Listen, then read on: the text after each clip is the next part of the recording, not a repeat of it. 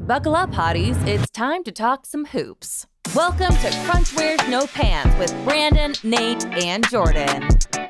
What is poppin', panty people? Welcome to Crunch Wears No Pants. I am Jordan Jolly Alamat. That's Nate Durf Allsdurf, and over there is Brandon Beck. And together we are Crunch Wears No Pants. I already said that. I don't know why I'm so redundant when I do this intro. We're the bosses of Pull Tab Sports' Hoops Department. Make it your homepage, pulltabsports.com, and we are powered exclusively by Jimmy's Dips, Joe Mama's Salsa, and Duke Cannon hygiene products. We don't consume the Duke Cannons, though. We bathe in it. We don't eat it. Don't eat it. Oh, it smells good, but don't eat it. It's pretty good. Like, we don't consume it in like a physical way, but like we're consumers of the product. Yes. Yeah. Yes. That's well said. Make sure if you're listening, we're like 13 episodes in. We must be a habit at this point. So please leave us a review. Remember, 5 stars or 1 stars, no 2, 3, or 4s. Either a banger or like horrendous, and make sure you leave a comment. Someone's going to leave us a 1-star review as a joke, and I know it's a joke because we're so good, and it's just going to tank our whole average score. Didn't we get one? No, they gave us 5 stars. They just thought Chalenga should know. Yeah. Okay. Oh my goodness. So contrary to the 1 and 3 since we last recorded, the vibes are relatively positive. We'll discuss the vibes. We will sit down with the father of a Wolves fan favorite phenom. Frank Garza is joining the show later on, and we're going to do a Chat GPT script read, which table read, which might be my favorite bit of all time. I can't wait. Guys, are you guys sick of me sending Chat GPT scripts to the Yes. We've gotten like 12 of them in the last day. I went to sleep and I woke up and I had 8 scripts in my inbox. I have a job, Jordan. I can't just be reading scripts all day. They're like paragraphs long. They're so good. Okay, they're really funny. Behind the curtain, I've been banned from using Chat GPT for the Crunch Wears No Pants social strategy. Apparently, I'm doing too much, even though the people love it. Yeah, totally. Yeah. Okay, you have no words. Everything's good in moderation. We'll save this for the planning meeting. Yeah. All right. Well, before we get into the vibes, let's get into the Duke Cannons like we were talking about, baby. Take your hair and hygiene to the next level with Duke Cannon. Duke Cannon is a Minnesota company that makes hardworking grooming products for hardworking guys. Like Frank Garza. Frank Garza is a hardworking man. You're going to find that out during the interview. They got deodorants, beard care products, body wash, hair care, and more. My fave product is the thick body wash. It's a more viscous body wash. We were talking about this last episode. No one wants body wash that just falls through your fingers. And like, you're like, am I even cleaning myself? Yeah. You're cleaning the floor of the shower at that point. Yeah. It's not Lysol. It's Duke Cannons, baby. It's thick, it's viscous, and it's got like this exfoliating property. I freaking love it. My shower, I'm taking longer showers. My water bill is going up because I love Duke Cannon. It smells so much. I use the Bay Rum scent. Durf is a huge fan of naval diplomacy. Absolutely. He studied the Spanish Armada in college, so that's why he loves anything even like sea warfare adjacent. Really look naval for that diplomacy in my shampoo. Yeah, for real. Let's see. And naval diplomacy is also the scent that the Minnesota Wild use, so that's a pretty ringing endorsement. It's hardworking grooming products for hardworking guys. Get yours at Target or DukeCannon.com. Use PollTab10 for 10% off all Duke Cannon products at DukeCannon.com. Gentlemen, since we last recorded, are you ready to hear the breakdown? Are you freaking ready? I can't wait. Oh my God. Since we last recorded, here's what's happened. The Timberwolves dropped a horrendous game to the Wizards before the All-Star break. Boo. And then Anthony Edwards played it. He was an All-Star. He made it. Yeah. But the game. Boo. Oh my God. And then Jaylen Brown was freaking just hoisting. I don't even want to talk about this. Paul George was like 0 for 10. Not enough foul calls, you know. Yeah. The refs really screwed him. My father-in-law made a comment about that. Where he's like, they're not calling any fouls. It's like, this is an all-star game. Because everyone's getting out of the way. Yeah. For him to do I love my father-in-law. I just didn't agree with that point. He's the GOAT. I can't believe Ant hit the All-Star game with a hey, trying to get the foul. That was great. Yeah, that was amazing. It's just second nature at this point. It's amazing. Okay, so then after the All-Star game, they came back and suffered a horrendous loss versus the Hornets, and then they lost a nail-biter to the Warriors again. And then finally, they broke the 3-game skid to beat the Clippers. Yay! That was an interesting game. That was a really good game. A very fun game. It was a very fundamental game. And then also, off the court, Rudy Gobert is releasing a comic based on himself, I think. I've seen this. I'm kind of into it. I pre-ordered it on Amazon. We'll see what happens. And then breaking news, we just found this out. Shout out to listener Holly for putting this on the feed. He just started an Instagram for his cat Link. I think it's Must like follow. Yay! Yay, that's a huge yay. Rudy Gobert is doing everything in his power to become Jordan's favorite Timberwolves player ever. Somebody DM'd him and was like, "This guy who runs this podcast is not like you. You should get really into cats and get really Star Wars. Yeah, and Star And Wars. make a comic. Yeah, and say not so fast, pal." Not So Fast Pal is the hardest bar since Wolves back. Hmm. Not So Fast Pal should be the new rallying cry. It should be the new We the Ones, Jack. It should be the new Thursky. It's not Jake, so fast. Jake Scraps, get on this. We need the shirt. Yes, I would definitely buy a I would not so fast pal absolutely shirt. buy. I'd buy 3. As long Lock as it it's got in. the emoji on it.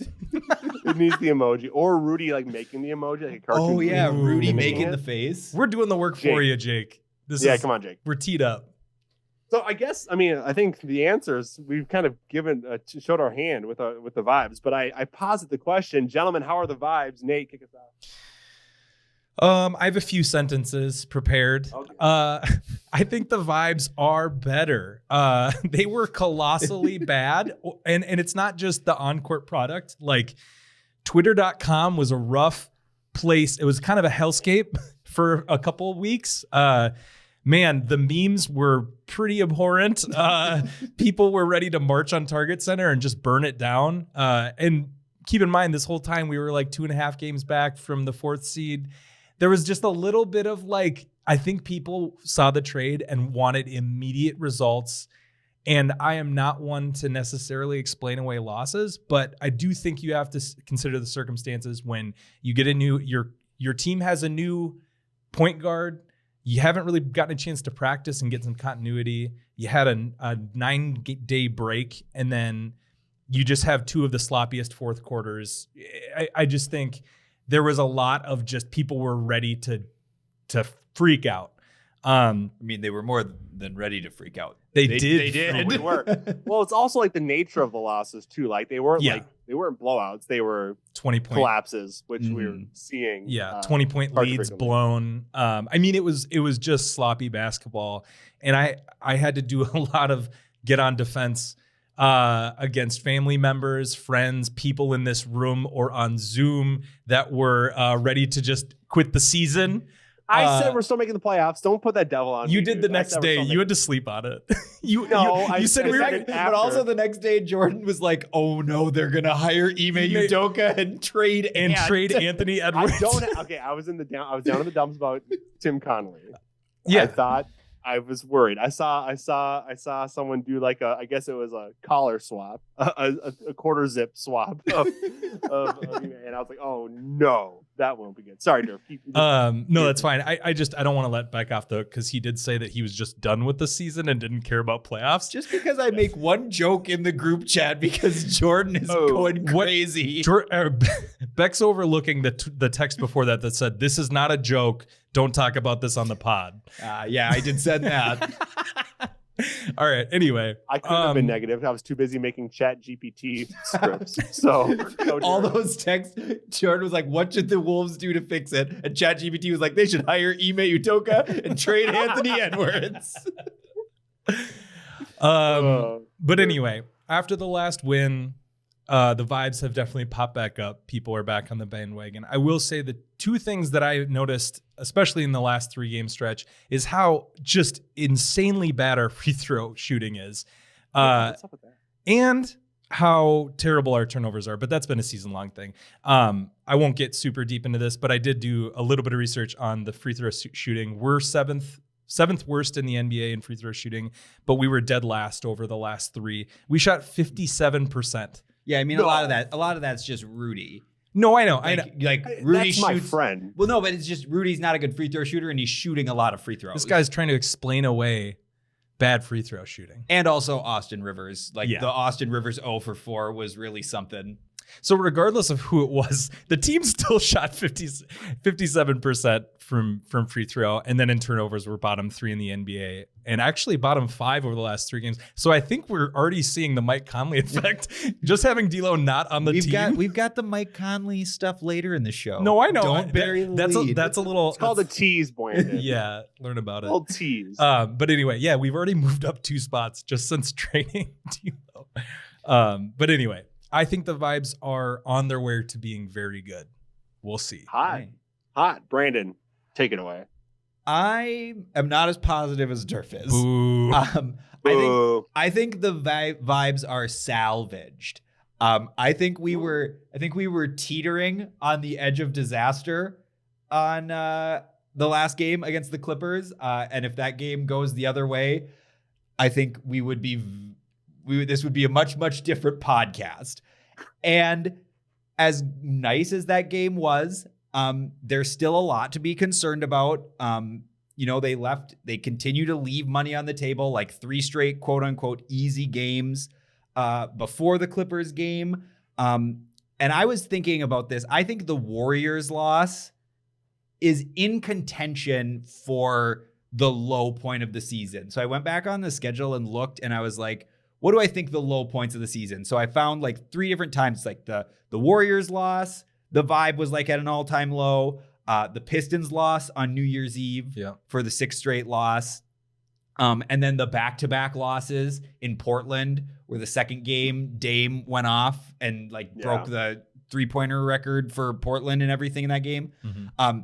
So that's all just to say, it feels really good right now because we won a really big game on the road against the Clippers. But 3 days ago, it was really bad. And I think that Warriors loss, I think that the Clippers game kind of kept us from falling over the edge of disaster, but there's still work to do to kind of right. I don't want to just say the ship is righted because they won 1 game against the Clippers. Mm-hmm. There's still a lot to be concerned about. The schedule is still really tough. We'll talk about this because we play up to it. Yeah, yes and no. I mean, it's just nice to have gimme games here and there.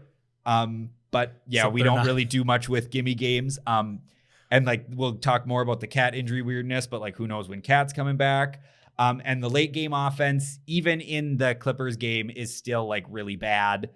A lot of that's just because Ant late in games has just been really bad. And so, like I said, there's just still a lot to be concerned about. I think that the Clippers game staved off disaster and gives us a chance to kind of right the ship, but I don't think the ship is righted yet. Big game tomorrow with the Lakers. No LeBron, no D'Lo, but that actually scares me even more than if they were full strength. What a weird team. I think I'm somewhere in between you guys. I think the vibes are, it is what it is. I think I think we're underperforming, but there are signs of good things. But this team is just the team is just inconsistent. It's hard to watch at times, but at the end of the day, I think there's just too much talent for the bottom to fall out, which is a scary place to be. You'll hear later in the pod, Frank Garza preach the fundamentals of just smart basketball, and boy, do I wish he was on the coaching staff to perpetuate that. So I've accepted the roller coaster. I know that sounds pretty rich from someone who tweeted 4 gifts within a 30-second span on Sunday, and about to jump off a bridge. I was worried for your mental sanity. It was gifts from The Shining, which is never great. You never want to see gifts from The Shining. I can't tell what you've tweeted more of, the gifts from The Shining or ChatGPT bits. It might be The Shining because it's always look at D'Lo go. That's enough to make a person go crazy. Yeah. But yeah, I think the vibes are just. It is what it freaking is. Beck, you were talking about the Cat injury, and that is just so emblematic of the season. What's going on with Cat? What's going on with the team? So the Cat injury weirdness, to summarize, is just a cacophony of no communication at all. So initially, after the Wizards game, right, Woj tweeted 4 to 6 weeks. He tweeted the timeline, not the Wolves. Exactly. Yeah. Woj. The team hasn't said anything about it. Official, nothing. Chris Finch goes, well, he's coming back eventually. Austin Rivers on the pod saying he's coming back eventually, but we don't know what it is. The only real update we got from anything credible is from Cat himself on a Twitch stream last month or 2 months ago, where he said it was actually a grade 3 strain and it was more severe than was let on. And then that's just where we're at right now. So and then Shams was like, yeah, we got 10. Like they're looking to target Cat coming back with 10 games left. Which at that point, it's like, what do you risk him freaking up the rotation or like what's going on? So that's the Cat injury weirdness. What do you guys make of it? So what's to make of it? I think like the weird part about it, like you were saying, it's the lack of communication, and it's not like I don't need them the day after Cat strains his calf to come out and say Cat's going to come back on March 13th against so-and-so and play. Like that'd be nice. That's not really what I'm expecting. It's more about, like you said, the team hasn't said anything. Mm-hmm. It's not like he's going to be reevaluated in 6 weeks or this is the timetable. Like they never even said that it was a grade 3 calf strain. Like we had to hear that from Cat on Twitch. And then it also seems weird. War zone, no less. But it also seems weird that like his teammates don't really know. Like Austin Rivers is on his podcast being like, yeah, like Cat's pretty hopeful he's going to come back, but we don't really know when. And maybe in a couple weeks, I don't know. Who knows? Maybe. It's like, why is everyone so in the dark on this situation? And it's fine if you don't know, but why hasn't anyone said like, we don't know, but we're targeting this date? Or like we've seen him when they did the Ant All-Star announcement. He was in uniform at practice doing something, but we don't know what it was. Mm-hmm. Should we ask ChatGPT what he was doing? Let's ask it. Ask for a movie to describe. Okay, ChatGPT. What is going on with Carl Anthony Towns' grade 3? Yeah, I just don't know. Like, did they just? They're just like, well, we haven't said anything yet. Might as well just stick with this. Like, why? Like, why hasn't there been a single? So yeah, it's super weird too because like Steph Curry, the Warriors just released like an incredibly detailed update about Steph Curry's injury, where they were like, he's dealing with this, and all these medical terms, and like we've reevaluated him, and now we're targeting another reevaluation date in X number of weeks. And it was like this super detailed thing where it's like they weren't even announcing when he was coming back or if he was coming back, but that's got to be really comforting as a Warriors fan to just like know something's going on, which just kind of feels like, it feels like if we don't know anything and like Austin Rivers and Anthony Edwards don't know anything, like does Cat know anything? It doesn't seem good. When Chris Finch says like we're expecting to get him back, is that just him hoping, or is there some reason he's expecting that? They're buying time to see if they're in the playoff picture or not. They're trying to see if the bottom is going to fall out, so they can just shut him down. And if the bottom doesn't fall out, they're going to try and bring him back. Here's the deal.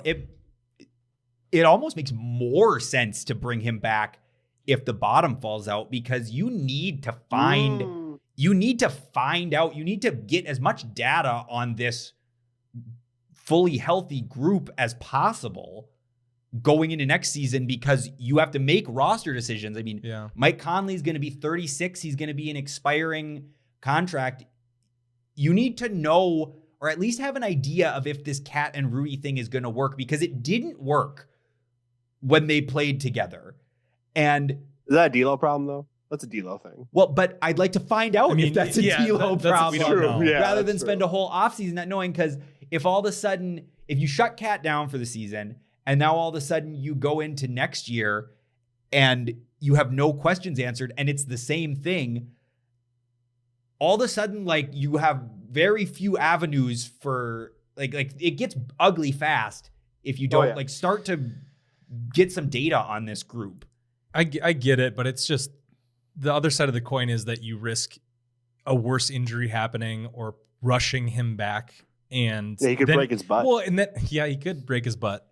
Well, I'm not. I know you're proposing that they rush him back if he's healthy. Like what Jordan was saying is they're not saying anything because they would shut him down if they fell out of the playoffs.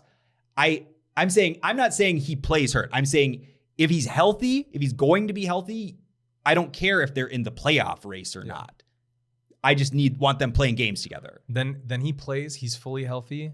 a bad injury happens, there's no trade value. Well, then they should just forfeit the last 10 games of the season because anyone could get hurt in those games. Well, like, guys, yeah, why does it even matter? Because like Twitter tells me that Cat just fucking blows. So like, what does it matter? He sucks. You follow the wrong know. people. I was gonna say I don't know. You need to start unfollowing people. people. See this because the Cat injury thing, I think, has actually. I've gotten the sense on Twitter that the Cat injury has actually done a lot of good locally for his reputation because everyone's gassing Cat up. Nah, you got to go on like the Bring Me the News like Facebook comments. I'm reading Facebook comments to get my insights, bro. And it's toxic. It's bad. I'm just telling you, like on Twitter, it seems to be because Karl Anthony Towns isn't there. It seems like the national media is not talking about the injury like it matters. And what has happened is Timberwolves fans have become offended by that. And now everyone's rushing to Cat's aid and talking about, well, actually, Cat's really good. Whereas when Cat plays, everyone complains because he complains. And but what Jally's seeing is he's seeing all the people that don't actually watch Timberwolves basketball that are like, well, he's not playing. We should trade him. Kyle Frober talking about you last night. No, he said that before our rec league game. He was like, "This is my hot Timberwolves take. We should trade Karl Anthony Towns." Like you've watched one game this year. I love you, Kyle, but you've only watched one game. I don't even know what to make. Sorry, my baby's crying. So you guys keep talking while I mute my mic. Well, I mean, we don't really have anything else to say on Cat. Yeah, that's just. Do you want to talk about? I could talk eBay about. addiction? Well, let's move on. I could. Well, if you have to tend to that, I can talk about my mother-in-law's theory about Cat, which is that he's sad and that he's nervous to come back. Ooh. So don't be nervous, Karl. So she thinks you. that he's nervous. So we might need to reassure him. Maybe a future segment where we pump up Karl and tell him about how good he is. You guys just shot that down for me. That's not true. I just came up with this idea right now. This is a hilarious theory that they're like, Cat, are you ready to come back? He's like, I'm too scared. Well, that's why we get Jan, if you're listening to this podcast, we are not making fun of you, but we are teasing a little bit. Jan. We love Jan. Jan helped me buy my house. We stand Jan. However, stand Jan. She's Jan future stands. sponsor of the show. Yeah. What's up? We're Jan stands. I don't think he's sad. He might be sad. He's probably sad he's not playing or he's not healthy. Dude, if he's sad or worried, we gotta get Cat on the pod. We do. And he needs to see. We fans need to stream with that him. Just love him.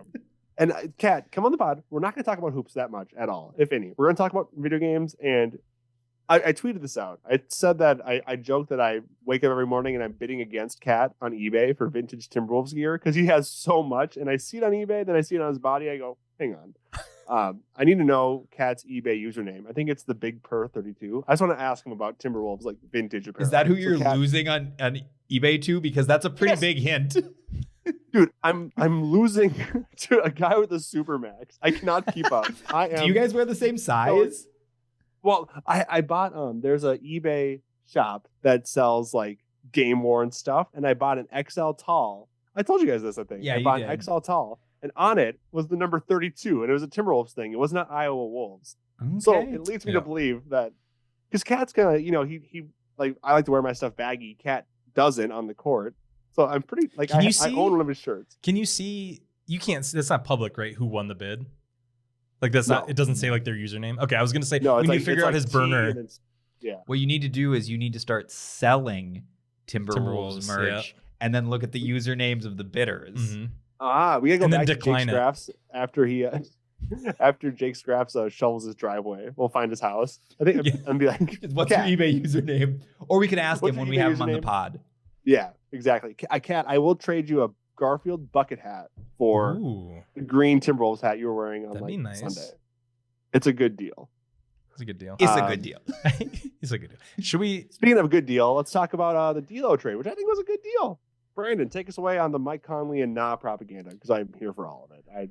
It is not all propaganda. It's just the early returns. It's just the early returns of Mike Conley and Once again, I think Mike Conley and are really good. They are like 2-4 since they got him. So, but yeah, I was just talk about kind of the early returns on Mike Conley and Nickeil Alexander-Walker, which has been good in some ways, bad in other ways. So, I mean, the Conley thing.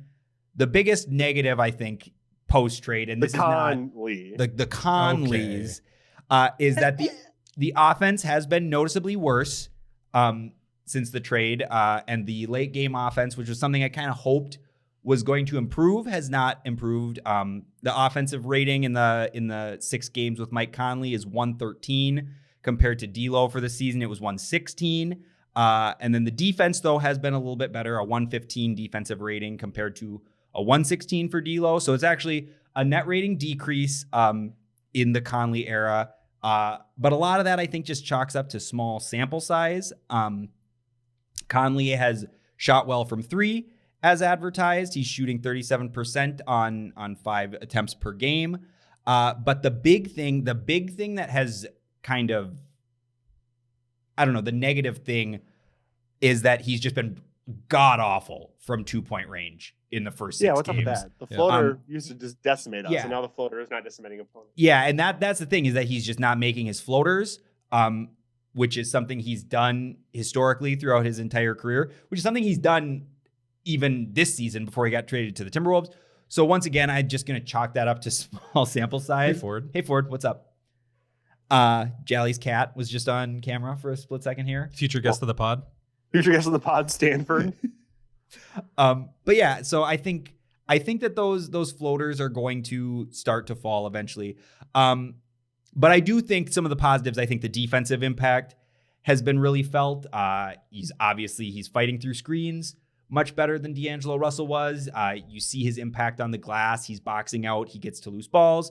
A lot of those things I talked about on the last show, things for us to kind of pay attention to, I think he's doing. And he has definitely brought the best out of Rudy, who's averaging 18 a game over the last 4, shooting 70% from the field. And just to the eye test, like, has been as impactful over the last 4 or 5 games as any like week-long stretch of Rudy has been. So all in all, like, kind of a mixed bag on the early returns on Conley, but promising things. And I think the lack of Cat has really shown even more in a world with no D'Lo, because it's just one less shot creator. So defenses are able to load up on Ant a little bit more.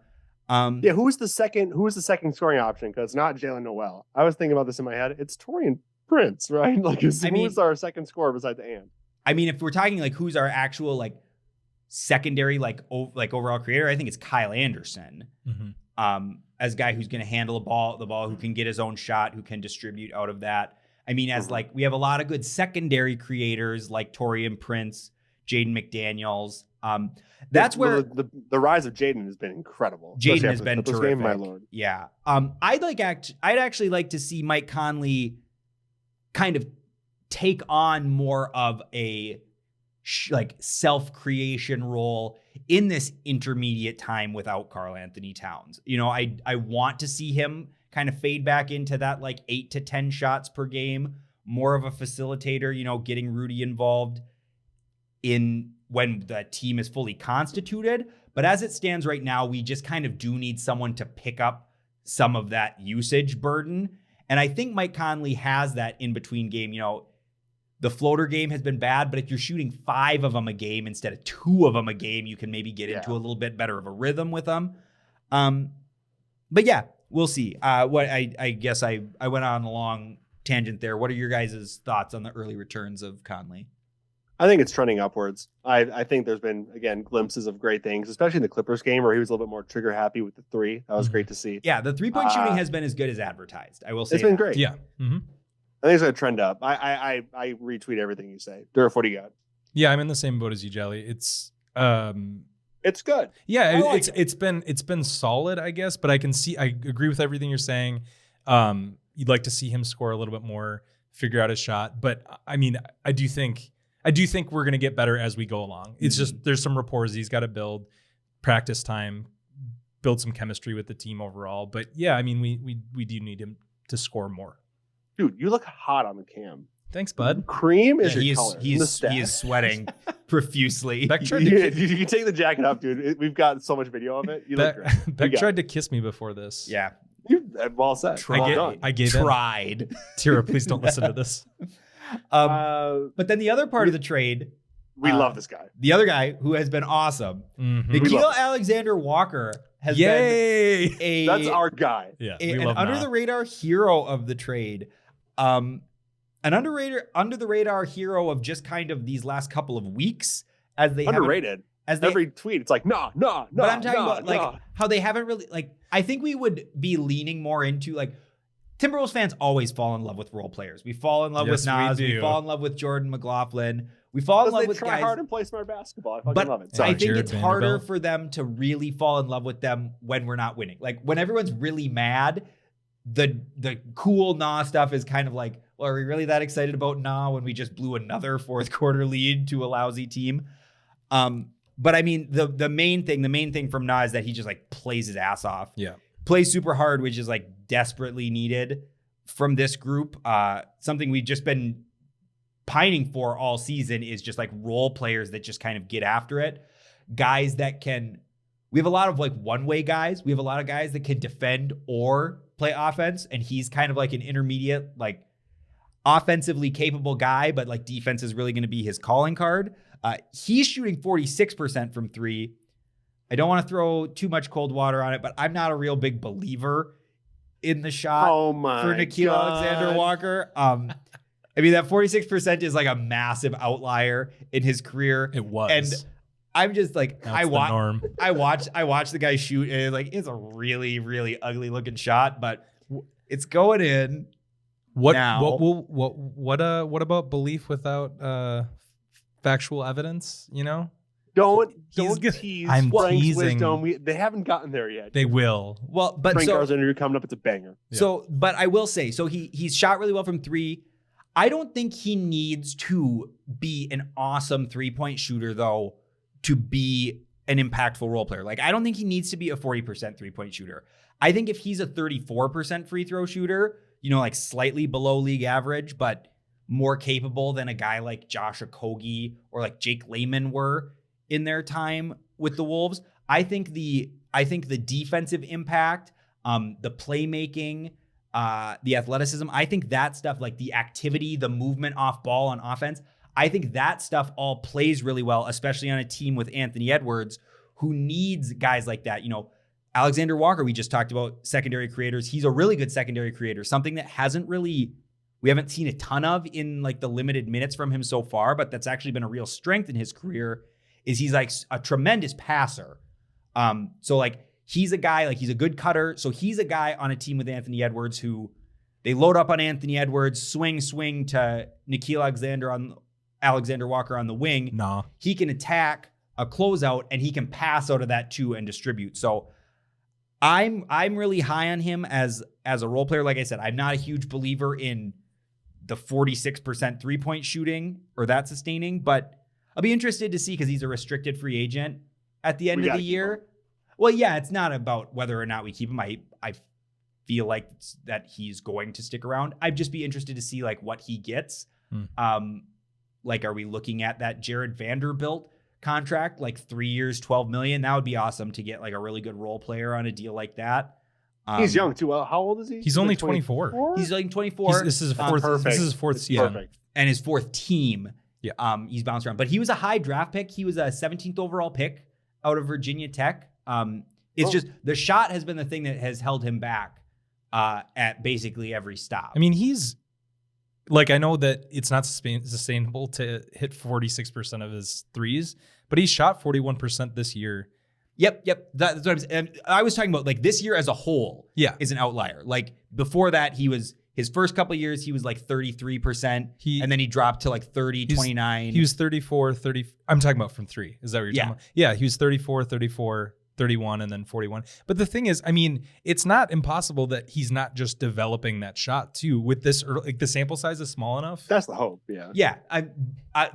But then I point to like, I don't. This guy doesn't believe in you watch him shoot, and it's like it doesn't look very good. The analytics guy is using non-empirical evidence. Well, actually, the analytics guy is looking at the empirical evidence and then saying like the eye test also backs it up. He's lying. He's only an eye test guy. He's a liar. Yeah. Anyway, we're hopeful. We're hopeful for Nah to continue. But Nah has been fun. He's been a blast. He's a breath of fresh air. And he's honestly been, I know that you said that like, you don't want to be like, oh, well, we lost, but at least Nah was good. I do think it's been a little bit of a silver lining just by expectations alone.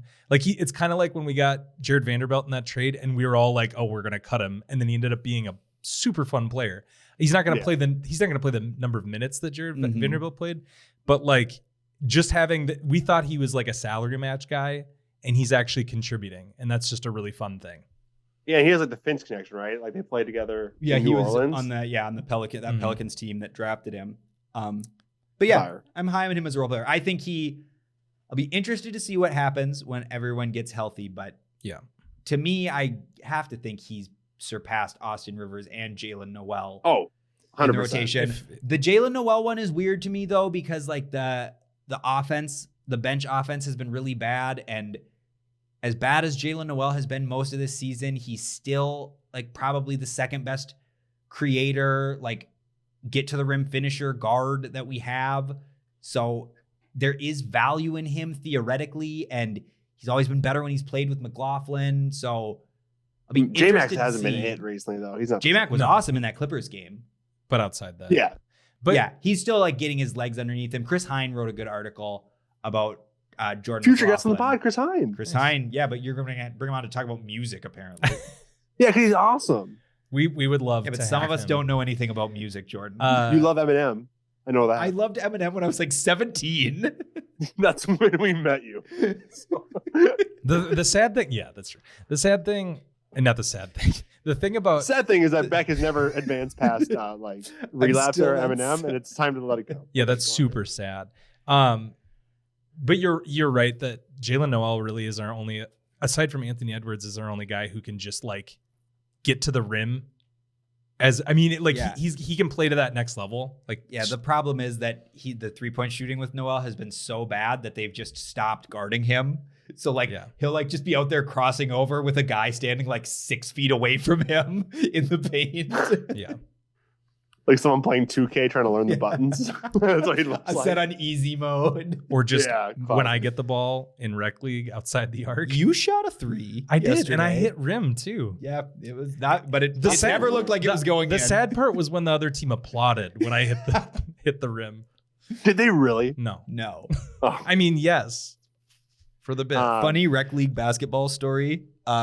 One year we were playing and I was sitting on the bench and Durf was shooting a free throw and he banked the free throw in, and I started laughing on the bench so hard that the refs also started laughing. That was great. It was really good that's for my great. self-esteem. Sad boy. Well, Should we move on to Yeah, is it let's- time to do the the best bit of the to ever be century? concocted? Let's do it. The bit of the century. Okay, so if you don't know, I'm obsessed with ChatGPT. What is ChatGPT? It's an artificial intelligence where you type in prompts and then you get the answers. For example, you can type in how to make a chocolate chip cookie and it'll give you a nice recipe. You could type in make a script about the Timberwolves that involves a pirate and Karl Anthony Towns, and it will make a script for you. So we have 2 scripts. Do we want to do both? We don't have time for 2 scripts. We have time. We have time for both. Are you serious? We got a half hour left. We got to do random wolf of the week too. This is not going to take a half hour. I think we should just do 1 script. Can we do the one at the bottom? I prepared for the one on top. We got to do both. No, Brandon. I didn't even see We the have second time. one in here. Jordan hit it second- way at the bottom. I hit it in the bottom because it's really funny. We have to do the second one. No, we were doing the first one. Can we do the second one next week? Can this be a recurring Sure, bit? Sure. Okay, so we're gonna start doing this. What should we call this?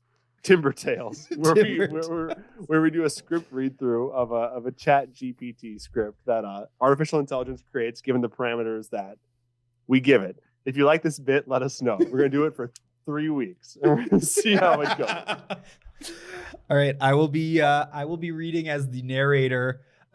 Captain Blackbeard will be played by Nate Alsturf, and Karl Anthony Towns will be played by Jordan Alamat. We gotta make sure we don't laugh our way through this. All right, we need to get No get promises. ready. All right. And I will be doing post-prod, so I will be adding it's gonna be like an audio book. All right. The treasure of Timberwolves Island. Fade in, ocean, day. A pirate ship sails across the vast ocean. The crew of pirates, led by Captain Blackbeard, mid-40s, navigates the rough waters. Suddenly, they spot a small island in the distance. Arr, boys, there's an island ahead. Let's see if it has any treasure worth taking. The crew cheers and they change course toward the island. Cut to island, day. As they explore the island, the pirates come across a basketball court. Sitting in the stands is NBA superstar Karl Anthony Towns, mid-20s, dribbling a ball. Well. Look who we have here. Who are you guys? We're pirates, and this is our island now. You're trespassing. I'm just here to play basketball. Basketball? That's no treasure. Karl looks down at his basketball and then up at Blackbeard. Well, you never know. Maybe it's worth something to the right person. Blackbeard is intrigued by Karl's words and decides to give him a chance. All right. You have until sunset to find any treasure on this island. If you do, we'll let you keep it and be on your way. Karl nods in agreement, and the pirates sail off to the other side of the island. Cut to island later. Karl explores the island, looking for any treasure he can find. He hears a rustling in the brushes and approaches it cautiously. Suddenly, a kangaroo hops out, holding a treasure map in its pouch. Wow, I'll be damned. Karl follows the kangaroo through the jungle and eventually comes across a hidden cave. Inside, he finds an enormous stash of gold and jewels. Cut to beach, sunset. The pirates return to Karl, expecting him to have found nothing. To their surprise, Karl is waiting for them with a massive chest full of treasure. Arr, well, I'll be damned. I guess basketball does pay off sometimes. The pirates are amazed by Karl's resourcefulness and decide to let him go. As Karl walks away, he bumps into the kangaroo. Thanks for the help, mate. The kangaroo winks at Karl and hops away into the sunset. Fade out. Wow, that was the first Timber Tales. Insane. I think in the future we have to read the prompts we give it so people know what the story is beforehand. I like it I this like way. the kangaroo just showing up at the end.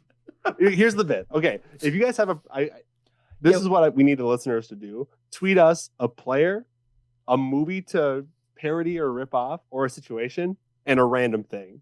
And we'll type it in, and we're gonna we'll tag you with what the Timber Tale is.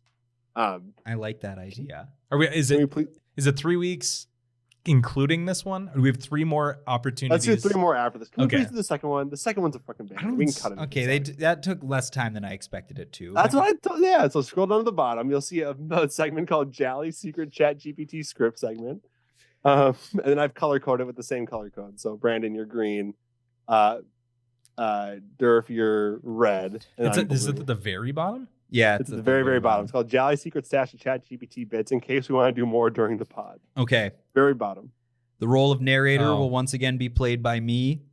The role of Micah Nori will be played by Nate Alsdorf. And the role of Mr. Peanut will be played by Jordan Alamat. This one I haven't read. I haven't read through this one, so I'm definitely gonna start laughing. I think you guys have to come in blind because I've spent no less than 6 hours reading these, and I've peed my pants 4 times. This isn't one of the ones you sent to us, right? I don't think it was. No, Okay. I kept this one to myself. All right, let's get into it, fellas. Yes, there you go. I love this attitude. I'm all about it. The sketch opens with the Minnesota Timberwolves players gathered in the locker room. Assistant coach Mike Nori is giving a pep talk before the game against the opposing team. All right, boys. Tonight we're going up against some tough nuts. but we're the Timberwolves, and we don't crack under pressure. We're going to go out there, and we're going to give it our all. The players cheer. Suddenly, the door bursts open, and in comes Mr. Peanut, the iconic mascot of the Peanut Company.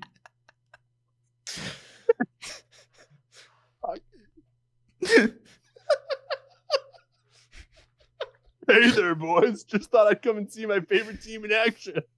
The players look at each other confused.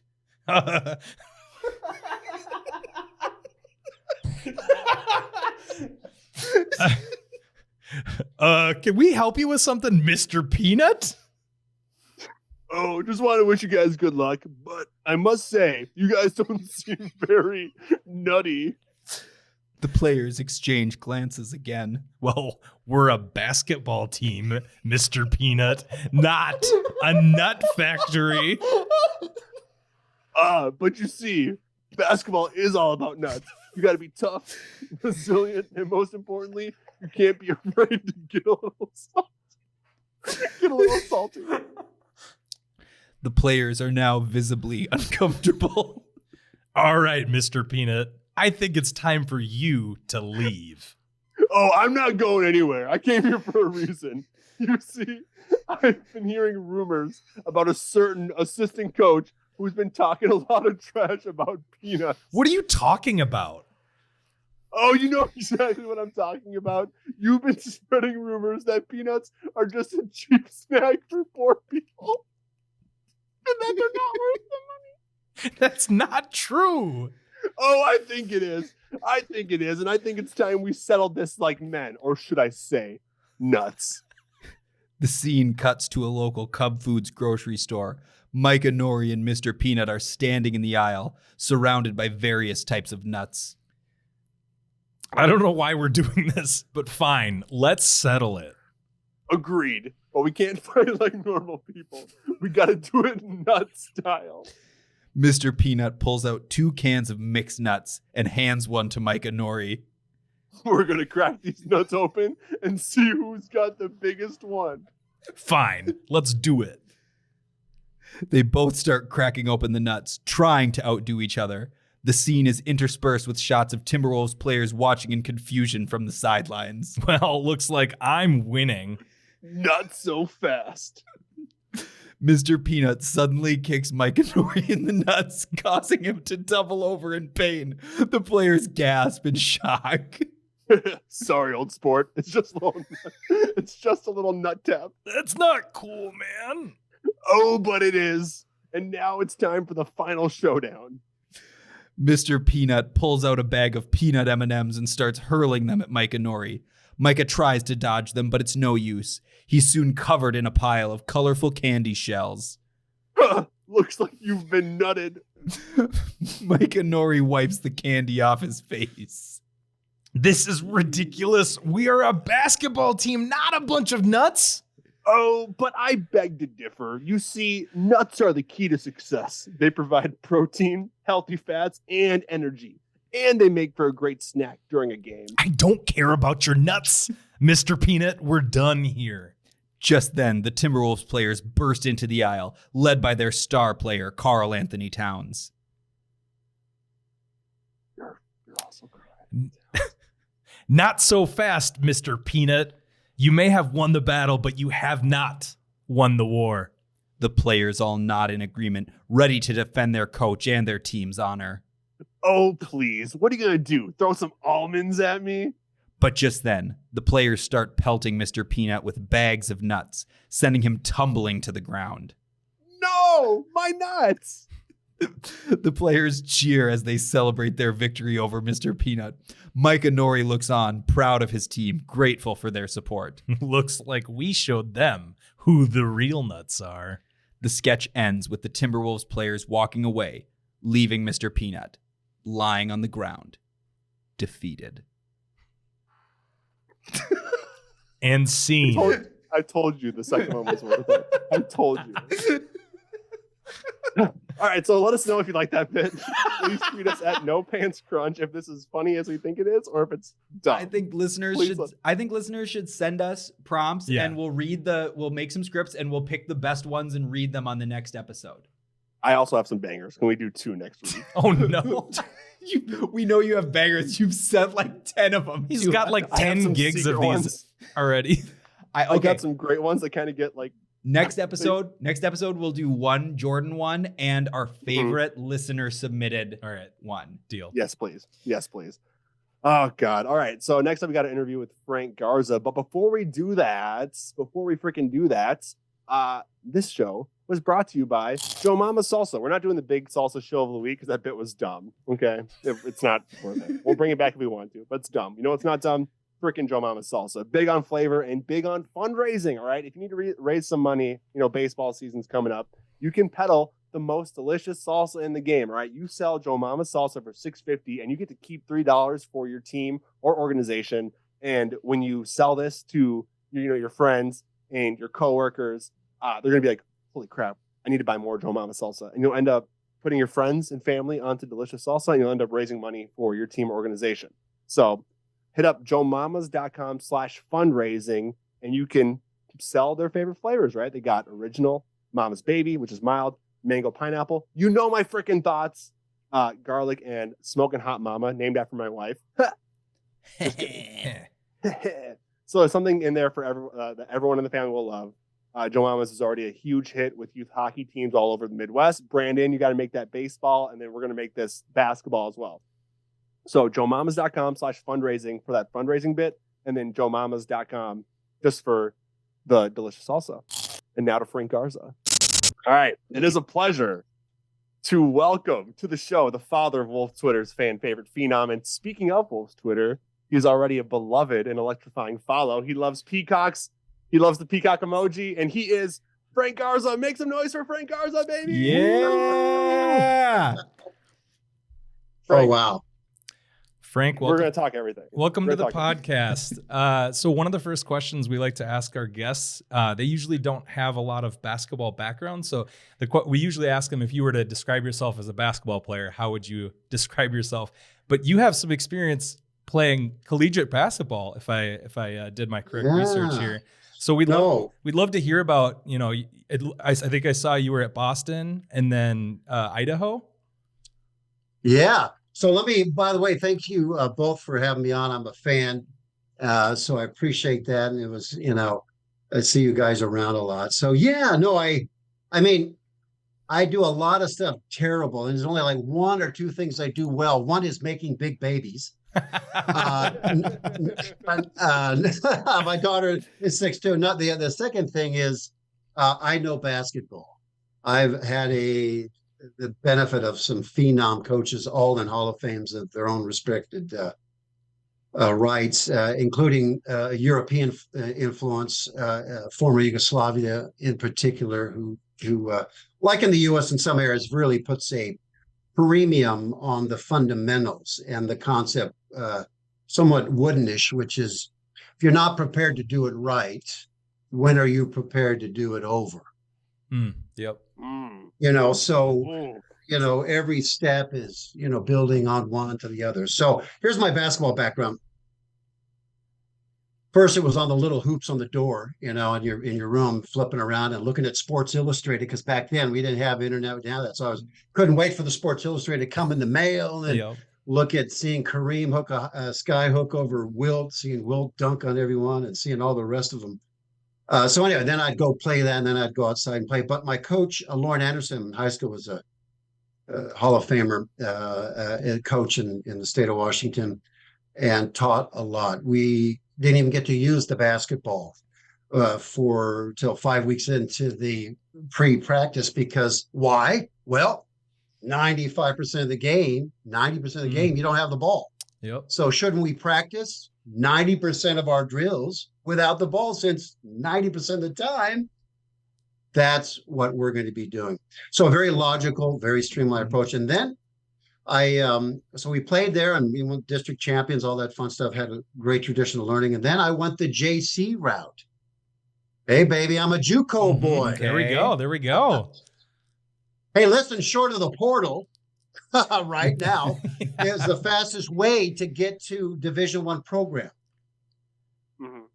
Because as you've seen with Big Fella, he inherited Captain Dummy's speed and jumping ability. They usually have a stopwatch sitting there going, okay, I'm going to do the half yard. Ready? For me, it's the calendar. Okay, ready? All right, that's the spring. Amazing. And then, hey, listen, and I didn't have, I didn't have much vertical, gentlemen, but I had a great lateral.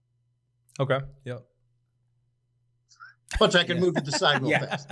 So would you? Wasn't vertical, but I could move side. So I didn't mean to interrupt there, but so I junior college, finished up in Santa Rosa, and I was a All-American there in the JUCO league. And then my coach, I was going to Harvard from there.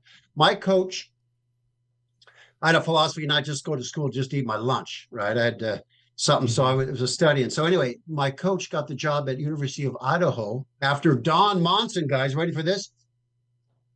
Coach of Idaho beat Iowa in overtime. Lude Olson, last second shot by Kellerman. Boom, it goes in. They make it a tiny little weenie, low marginal Division I basketball program, makes it in the Sweet 16. Never going to happen again. But how ironic, or how the things work out that my son goes to Iowa, right? Where I'm still 1-0, right? Idaho. You get to hold that over his head. Yeah. And that's the only thing, because even broke my 3-point percentage in college. I was 42%. Yeah. Because the first year I played, which is in D1 ball, 82-83 was the first year they put in the 3-point line. Okay. And they sat around, looked at the D1 leagues and said, hey, where should we put in a new rule, a new law that if it doesn't work out, no one's going to notice and no one cares, because we don't watch the Big Sky Conference. By the way, what is that anyway? Yeah. So they figured Big Sky Conference, and it was Idaho. So now keep in mind, Mike Montgomery was at Montana. Okay. Who went on to play Stanford and all the rest of it. You had his player that ended up coaching in Utah. And you had some really excellent coaches in that whole Big Sky Conference, even though you had Farmer at in Weber State, I think, at the time. So anyway, it was an interesting league, even though it was really not a major program in any way, shape, manner, or form. Although we did have my college mate, Dan O'Brien, won the gold in Atlanta, decathlon. And he was the one that taught a lot of the stuff that he taught me on working out, because he didn't use a lot of weights. He just used his natural body and some really advanced planning and old school methodology. Some of the drills that I taught Luca came from, the world's greatest athlete and that. So, hey, guys, long way around the barn to answer that question. I promise that was amazing. Not to be so long, okay? That was awesome. Perfect. That was magnificent. I was going to say, I was looking at your stats, and I saw you were at about 12.5 points a game, and you're shooting 50%. I think your senior year. Yeah. Absolutely getting after it. So I'm curious about your game style. I mean, sounds like you were a shooter, or at least towards the tail end of your career. Can you talk about that a little bit? Yeah, certainly. The old days in the slang, you'd see a white guy on a team, it'd be like, oh, well, he's a shooter. All right. It's so funny. Yeah. Well, okay, well, he's a shooter, because it's certainly not going to be, hey, that guy's a leaper. Not like McClung, right? They're not going to be thinking about that, right? Well, with that attitude, Frank, you could have been mad. You could have been McClung. No, not even possible. I mean, when the creator was giving out goods, he certainly didn't do it in the form of physical ability. In fact, I always kid with people. I say my wife says, my best quality is my hair color. That's a beautiful hex code 0, I believe. Right? Yeah, so if I have anything, I might as well have one thing, and that's it. And I make big babies. Okay, Perfect. That's a great transition. Like we talked about off air, off the pod. We're both fellow fathers, and I'm just so curious about the draft night process through the lens of a father. What's going through your mind? What was the scene when pick 52 for the Pistons came through? What was that like? Yeah, right after I got off the ground sweating and, well, it's 52. No, well, first off, when you set the whole event up, it's kind of like, well, so he was 2-time Big Ten Player of the Year. So what? He was, every award you could get as a senior in college, including unanimous All-American. Oh, so what he was at? Because in the NBA, it means nothing. So what was the rationale for that? Is that tea you can spill? Well, no, it's just typically your National Player of the Year comes in a great program where all these things are going on that allow him to lead the league in scoring, lead the league in rebounding, efficiency. It's a very unique set of things that happen. And not too many of those, and many do, though, go on to have great careers in the NBA, but it's not guaranteed. The only way someone like with Luka's profile could have been first round is if he won the national tournament. Because then they could say, hey, I don't care if he's slow as the seasons, and runs a 40-yard dash in a day. We'll take him because, he was able to do all that. So, so for me, the first consideration, guys, was sitting there going, well, what happens if he doesn't get drafted? What was that conversation like? It was just, Well, I just, I always like to point the sail in the direction of where you want to go. A lot of us, when we look at the future, we're looking in the rear view mirror, and how successful is that? Mhm. And so anyway, I steered to, he's going to get drafted. I have the belief without evidence, that will happen, even though there wasn't a whole bunch of interest in the big fella. In fact, on the draft sheets, he didn't even make it, guys. Huh.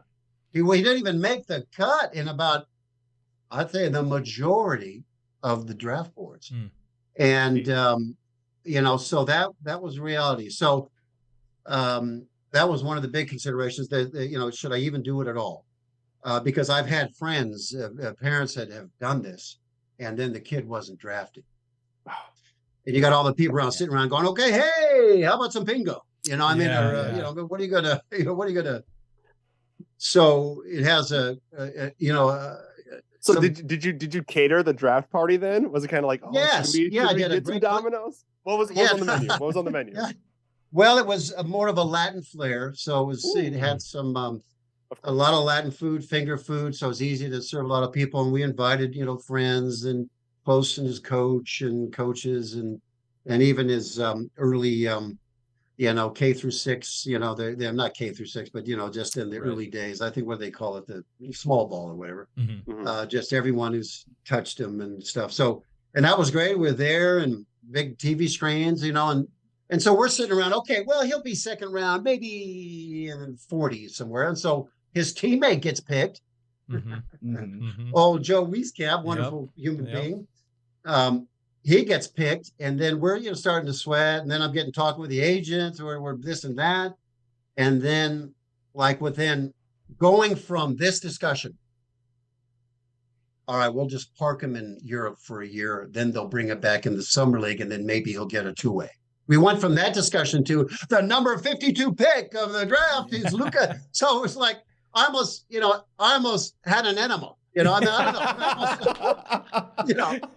mean, guys, I don't know what to do, man. I'm just sitting there going, oh crap, what am I going to do here? I almost lost it, man. I almost had and so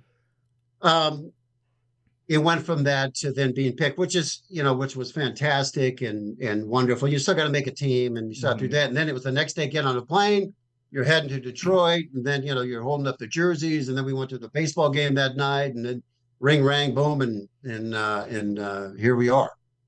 Incredible. Awesome. So I'm actually going to jump ahead a little bit in the questions here, because I think it's a good transition. You talked about Luka being, Big Ten player of the year 2 times, leading all his teams in scoring. I imagine it was kind of the same case in high school too, where Luke was always the best player on all of his teams. So I'm kind of curious how, what the adjustment has been like going from playing for 22 years, basically his whole life, he's been the best player on every team, to kind of having to fight and scrap for a role and a job in the NBA where there's just a ton of talented players like that. And I'm just curious what that adjustment is like. Yeah, insightful question. Thank you for that. I would say 2 things. First off, in high school, he not necessarily he was, by this time he was a senior, but he was a late bloomer. In other words, I knew he'd be a late bloomer. We planned for it in terms of our AAU selection with the team that we played to get the attraction.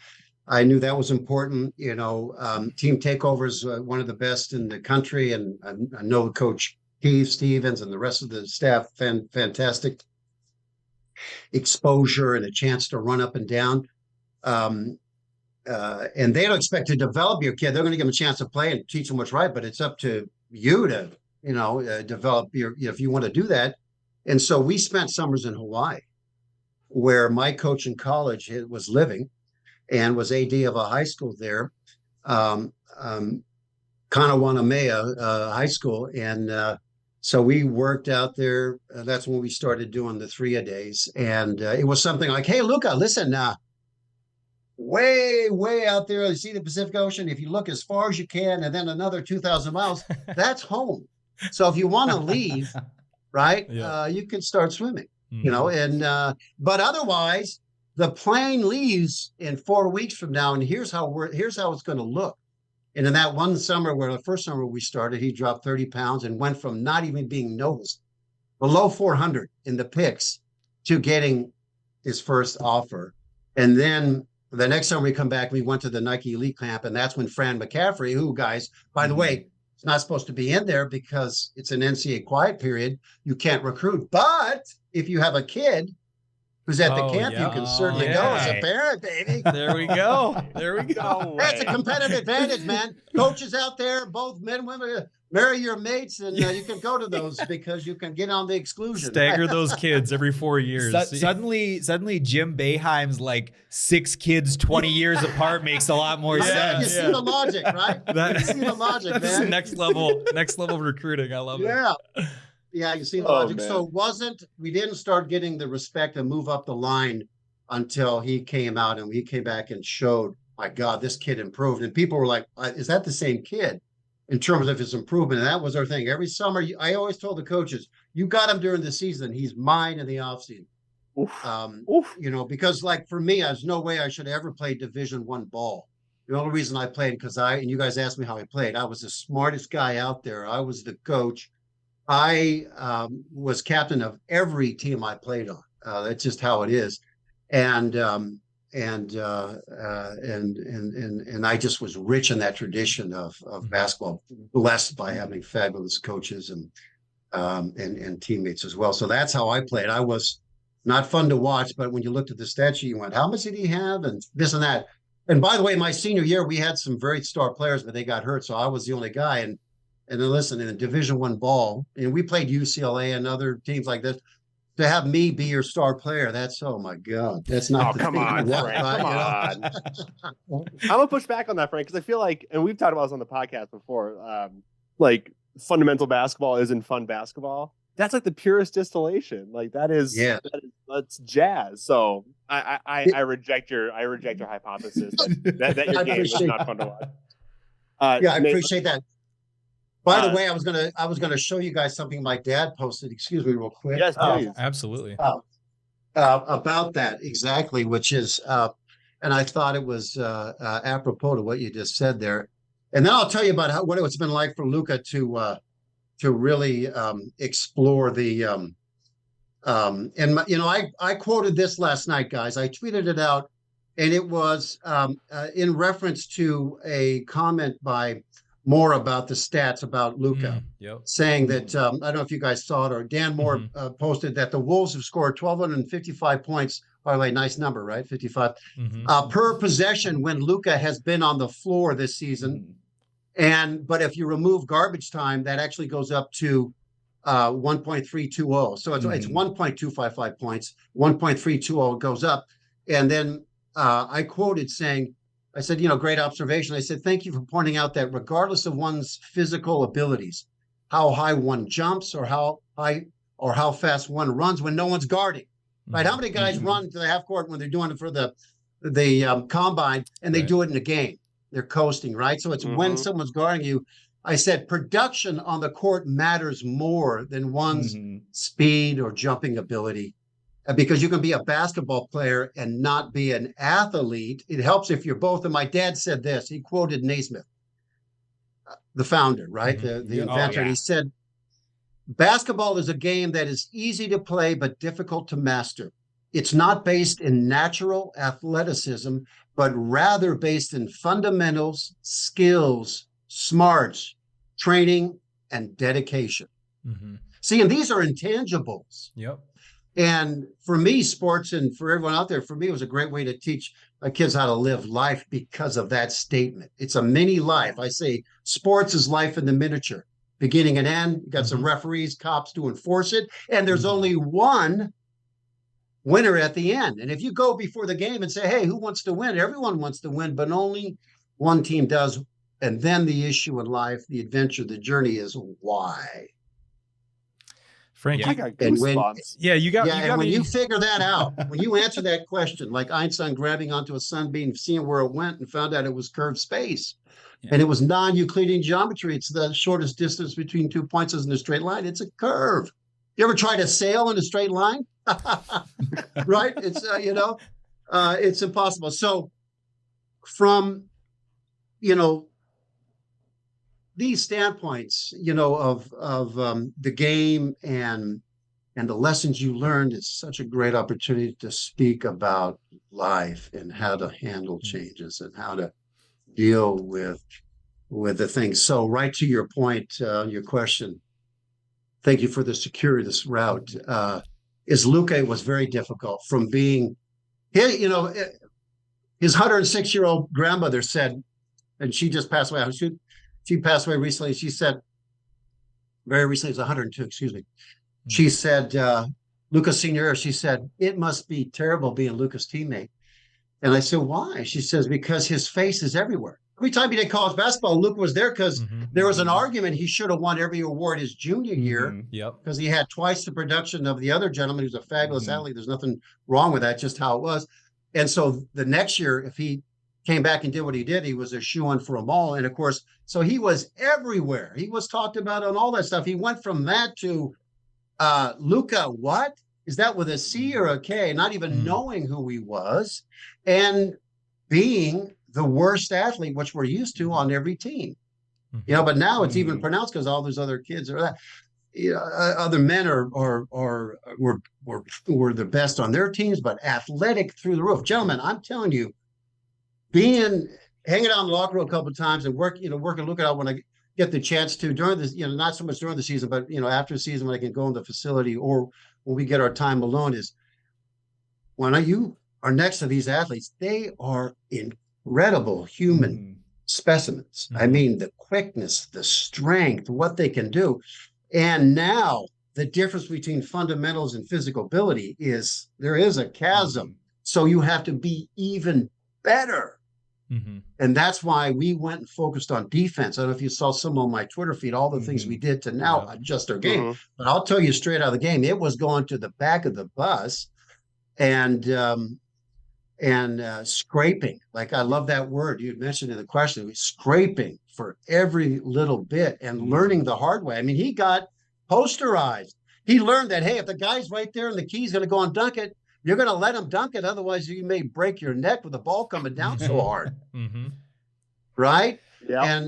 And for folks that talk about defense in the NBA, which, by the way, is kind of an oxymoron. I mean, really? Defense in the NBA? How many guys get a rebound, dribble all the way down, and lay it in? Yeah. I mean, there's no defense. So it's a way to pick at Luka.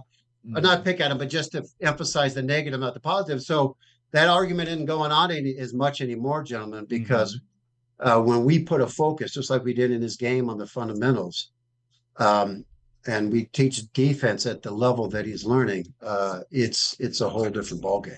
Yeah, it's hard to bet against a guy who continues to evolve and has that instinct. I think what you're talking about was like polishing instinct and, making sure that like he's not even thinking. It's just all boom, almost like at a biological level. So that's beautiful to hear just from like a basketball and also a human standpoint. Yeah, but it also comes from that dissatisfaction that you guys brought up in that question, which is so insightful because it's a comfort zone issue. Hey, I'm not where I want to be. What am I going to do to get there? What's the plan to do? What do I need to do to my game to make myself, remake myself? And he did. You see his body now dropped 35 pounds. His body fat ratio is down to the best it's ever been. His balancing on one foot, doing all these different kind of things. The increased meditation work that we're doing to increase the performance consistency, the elite performance consistency. And the work with his development coaches in Minneapolis, which has been fantastic. There is so much talent in that organization, and it's so good because Luka will be there and will soak up that knowledge. And they are excellent in his strength, his balance, all those things. That's a beautiful segue. How have you seen Luka develop during his tenure with the Wolves in that two-way position? Yeah, two-way is tough, right? I mean, the thing is, you just got to make a roster. So we are on a team, as you know, 1 year in Detroit. Excuse me. We're 1 year in Detroit. And then I should have turned that off. Excuse me, gentlemen. 1 year in Detroit. And then we got waived. And then we had to start at the bottom of the barrel. Went to Portland, which was, was great for the summer. He got a ring, guys, right? He got a ring. Yep. Summer League Portland ring. won the Summer League, right? And then we were familiar with Mr. Conley when Luka's junior year, guys, just as something not many people know about. Denver was saying, hey, come to Denver. Conley was there.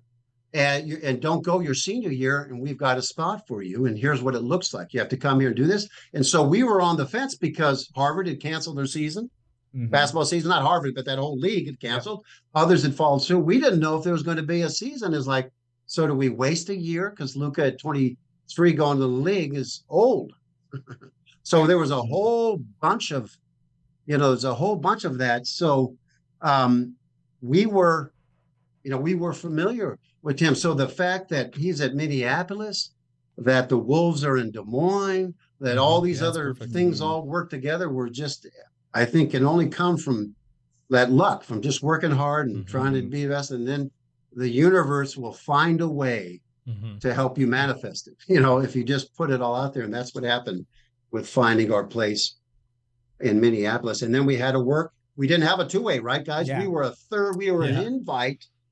And what he had to do, which is almost the impossible, which was just like he did the year before, from going from 52 draft to getting a contract, which was a 2-year at the time, team option on the second year, to now, can I get a two-way?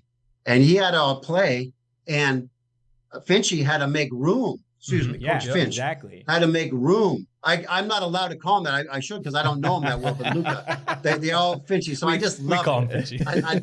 I really am a big-time fan of the organization, but I'm a real big-time fan of the chess playing that Coach Finch does, and how he can just put the pieces together. And when he's on the bench, he's coaching. He's really a strategist. I just appreciate that, because I love the game so much. I respect it so much. In terms of all the things it's done and continues to do. So anyway, I don't know if I answered the question, guys, or yeah. No, that was perfect. That leads me to my next question. To set this up, I want to make it known. I watched a lot of Luka in college because I grew up a Gophers fan, and I got to watch him absolutely wreck us for 4 years. Just every time I saw Iowa on the schedule, I'm like, okay, so he's going to have 35, 15 rebounds, gonna wipe us. Durf was not a big Luka fan in college. Remember Arturo? Yep. And you talk about a fabulous stud athlete, and a family that comes from, his father, a professional, I think, ping pong or something. But just what a wonderful, and then of course, that. So how fun is that? Man, I am such a fan of Big Ten, and how fun is it to watch this year in terms of all the just. I mean, what Iowa did to Indiana the other day, and then what happened to them. It's just so exciting. It is. I can. Not nearly as fun for us Gophers fans. Yeah, it's a rough year, but we'll hopefully bounce back. But yeah, it was a blast watching Luka. In perspective now as a fan. At the time, it was rough, but I was just curious as far as him kind of developing that 3-point shot. I know that kind of like took on later in like his last 2 years. I saw him jump up that 3-point shot. Was that a point of emphasis as kind of making a push for the NBA, knowing the development of the big man? Yes. Okay. Yeah, great question. Yeah, we wanted to. So if you look at his physical gifts, okay, what do we need to do to be of value to a team? Well, if we can stretch the court, shoot 45% and above from 3-point range, which is we're not there yet. We're close, and we are there in the G League. Right, we're there in those stats, but we're not all the way there. We'll get there. We wanted to shoot 90% from the line, and 50 plus percent from the field, 55 plus percent from the field. These were were Luka's what we wanted to do. Now, keep in mind he shot 44% in college from three, which is still one of the highest scoring things for a big man for the number of shots that he took, and he beat me.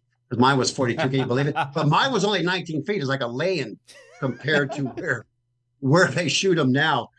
So yeah, Luka, I believe, listen, I wouldn't let him shoot a 3-shot till I think he was, I don't know, in the 9th grade. I think he has a better time because he'll remember, because I wouldn't let him do it. Why? I didn't want any bad habits. Guys shooting it down from their ankle and throwing it up there, messing it all up. He had to perfect it through mic and drills and all the rest of it, all the way out so that he could do it. Now, I've shown some stuff on Twitter with his eyes closed shooting, free throws, swishing him 10 in a row. We've done these things. I even got me on there shooting from the 15-point, shooting 10 in a row sky hooks, just to say I shoot sky hooks, and I'm 60. Yeah. I'm still here, and that's one of the things Luka's coming out with is the sky hook. Couldn't use in college, double, triple team, but floater, the sky hook, the step back fade. We have a whole arsenal we couldn't use in college, and that he's been perfecting. But definitely, to your point, the 3-point is a must. And I'm telling you, I believe he'll be the first big to exceed 55% shooting over 100 plus threes by the time he's. Write that down. Yeah, I love it. Write it down. Yeah. Now he may get pissed at me for saying that. He usually is. He's a better man than me, but I just want to throw it out there. I'm a visionary.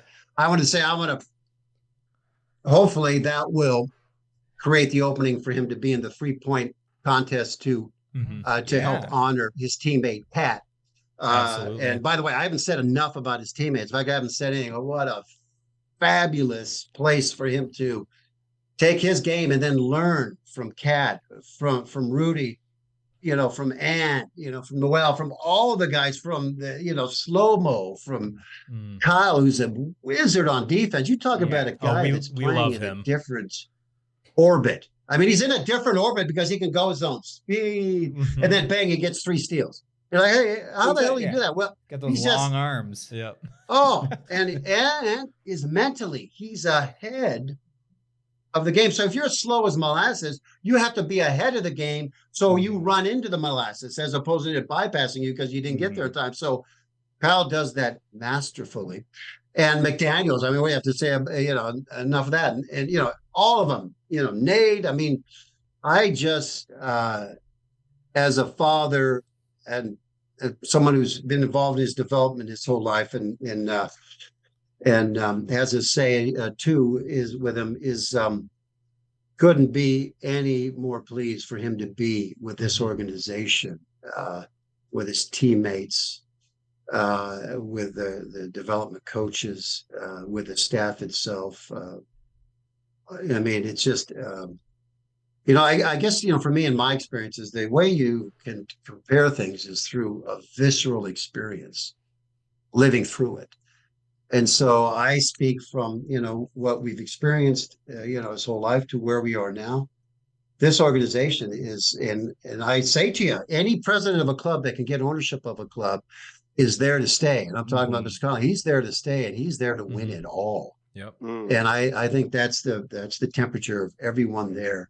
And listen, when you get alignment, everyone looking at the same picture and it's clear, then you can really move mountains, Wow. And that's that's awesome, Frank. Thanks so much for all that. And I got to say, I know I said before I was not a fan of Luka in college, but man, it's been so fun to watch his development. It's been so fun to watch him fight and claw his way on this roster, and no moment's been too big for him. He's shown up. I mean, I am a huge fan. These guys can attest. He's one of my favorite players on the team. From the jump, insane. He's a blast. Insane propaganda. He gave a whole speech on it. Yeah. Yeah, you guys had mentioned what else the Wolves have helped out. They've helped Luka become a better playmaker. He's now getting assists. In the G League, he almost had a triple-double with almost 10 assists. So they've really helped him become more complete because in college, you knew you're going to shoot 20-plus times. You're going to get the ball, period. That's what's happening. And then you come here, it's like, well, your main job isn't necessarily to score. It's to be a playmaker, rebound, defend, do all that stuff. So I think what you guys are seeing and what I love to see, and I think what a lot of fans really resonate with is he is evolving. Jordan, the way you said, he is evolving. He wants to get better. Because, and you can see it, and I think people respect that. And we look forward to you do see it, we do respect it, and we look forward to watching it for hopefully years to come in a Wolves uniform. We haven't gotten the jersey yet, but I know they print them up in the 200, so it might be time for us to. Well, how about this, guys? How about this as a question? How many two-way players have their jersey in the team store? One, Luka Garza. Yeah. And maybe Naz Reid like 3 years ago. Naz Reid was never on a two-way. He signed a 4-year deal his rookie year. That's right. Yeah, he went boom and then right in. Yeah, no, that's excellent. So I just tell you, I think if there was ever a match with a platform and who Luka is as a human being. He will give everything. And he does. I think people see, he give everything out there. And you can see with the fan response. The fan was like, it's magnetic. It's the same way with Josh Okogie. It's the same way with Jordan McLaughlin. It's the same way with Luka Garza. Frank, round of applause for Frank, dude. Dropping gems, dropping life gems, fatherhood gems. We really appreciate your time on this almost spring Thursday evening in Minnesota, as there's like 8 inches of snow outside. Well, hey, here in California, there's like 6 foot of snow up in the hills. 6 foot of snow in California. You look out the Santa Anas, and the snow, it's like. We don't want to hear that, Frank. We don't want to hear that. It's magical. Yeah. Where can people keep up with your insights and your life and your insights on Twitter? What's your handle? I appreciate it. It's at Frank Garza 57. Frank Garza 57. And I'll be, when this basketball stuff rolls around, we're going to be announcing some stuff we're going to be doing. We're going to have our next series of camps, including one just for meditation, what we call the inner game of basketball. So many people spend all that time on physical outside, but if the mind isn't set, the outside doesn't work. And Banger. Frank, yeah, gems, nonstop gems from the moment we hit record. Just magnificent stuff. Well, I appreciate it. Thank you, Frank. We will keep an eye out for that. You got to come back sometime. Yeah, we can't wait till next time. Yeah, thank you so much. All right, gentlemen. It was what a pleasure. I look forward to seeing you guys in the stands here coming when we return on the 7th, I think. I can't wait. Beautiful. Yeah. All right, guys. I can't wait. Thanks Thank so you, much, Frank. Stay up, sir. Wow, guys. What a great interview with Frank Garza that was. Great what a rousing interview. Time. Just the charisma on that guy. The charisma. The charisma. The charisma. Oh. Oh, we forgot to ask him about Garzilla. Oh, yeah. Oh. Shoot. Well, next time he's coming on again. I think he's going to be weekly, right? I think we should make him the host. I think it's his show now. The host's ranked. Chalenga, Frank Garza, Durf. a tie for third. Yeah, but slightly edged out. A tie for third between Durf and me, and then Jally in last. Because of the chat I'm for GPT. sure last. ChatGPT is the best host, actually. Yeah. Before we get into Random Wolf of the Week, we got to talk about Jimmy's dips. Dude, Jimmy's is the freaking go. We've been talking about the caramel dip, but do not sleep on their Jimmy's French blue cheese dressing, which combines locally sourced blue cheese crumbles and Jimmy's delicious French dressing. They also got Thousand Island. They got pineapple coleslaw. They got my wife's favorite, the smoky dip. I'm a big smoky guy, too. I think that's my favorite, too, besides the caramel. And they got so much more. Regardless of what your Jimmy's dips of choice is, it's going to have those high-quality, real ingredients for a great flavor experience. Plus, added bonus, Jimmy's is a third-generation, family-run Minnesota company. Shout out to Stewartsville, Minnesota. I think it's very cool that we have 3 local companies sponsoring the pod. Mm-hmm. I think that's very wholesome. Money spent local stays local. I love it. You got to put money in circulation, baby. So why not give it to Cub Foods or Hy-Vee when you're buying your Jimmy's dips? And tell the cashier that Crunch Wears No Pants sent you. We don't get any credit for that. They'll be just very confused. But please do it. But it would be funny. Yeah, you have to do it. And with that said, it's time for Random Wolf of the Week. Wow. All right, so this week it's my week, and you guys will be surprised to know that I used ChatGPT to develop the clues for this week's Random Wolf of the Week. Because guys forgot I was doing it. I forgot that I was doing it until like 5:50. So I typed in "make 5 clues about this Timberwolf." Okay, so we get our wait for before we guess, who is it? I'm not going to tell you. Okay. It's my bit. Usually works. I think it's never. It's Darko Milicic. I was gonna say Darko. Is it Darko Milicic? It's not Darko Milicic, guys. Okay. All right. Clue number 1. Clue number 1. Number 1. He set the record for the highest scoring average in a single NCAA tournament game by a player from a losing team. What an absurd hint. Are we sure that ChatGPT that the hints are right?